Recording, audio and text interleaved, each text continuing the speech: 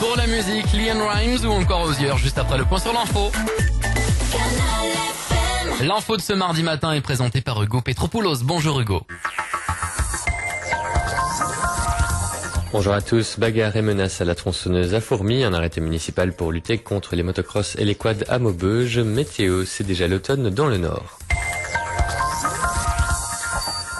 À Fourmies, la tension est encore montée d'un cran ce week-end après 2 bagarres qui ont dégénéré, notamment sur les parvis du théâtre face au nouveau bar L'After. Des problèmes de trafic de drogue et de nuisances sonores ont également été signalés dans le quartier de l'Espérance et dans le quartier de Trieux. D'après la version de Sylvain Reclou, le gérant du bar L'After, rue Saint-Louis à Fourmies, une première bagarre a éclaté devant les revenus quelques minutes plus tard avec une tronçonneuse à la main.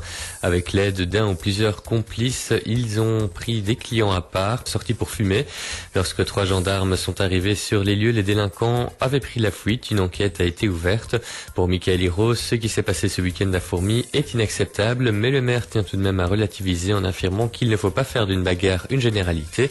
Michael Hiro, le maire de Fourmies, au micro de Paul Schuller. Je le comprends tout à fait, surtout qu'il y a un investissement aussi bien moral que financier de toute façon. Mais là aussi, faut pas non plus faire trop de mauvaise publicité, parce que le problème c'est que ça risque de le tuer aussi. Faut pas dire que le centre de Fourmies devenait un coupe-gorge, sinon ça va être contre-productif pour lui aussi. Faut relativiser. Alors je pense qu'il est encore sous le coup d'émotion, et je le comprends fort bien d'ailleurs, parce que oui, ça a dû être à mon avis très impressionnant, ça je le pense. Moi j'ai demandé à la gendarmerie de toute façon de renforcer les contrôles, donc ils vont patrouiller de toute façon beaucoup plus, sachant qu'ils sont déjà énormément sur le terrain, faut pas croire. Et je vais surtout demander au procureur une plus grande fermeté. Voilà, parce que c'est pas le tout de les interpeller. Si on interpelle et que derrière il se passe rien, ça ne sert à rien. Voilà, tolérance zéro.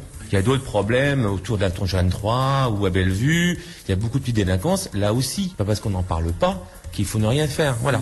Donc moi je vais demander la plus grande fermeté au procureur dès lors qu'il y aura interpellation, que ce soit pour ce problème-là ou pour d'autres. Quant à Sylvain Reclou qui a investi toutes ses économies dans l'achat de son bar, il est en colère. Il espère que sa clientèle ne cédera pas à la panique et qu'elle lui restera fidèle. Un jeune de 20 ans a été pris en flagrant délit de cambriolage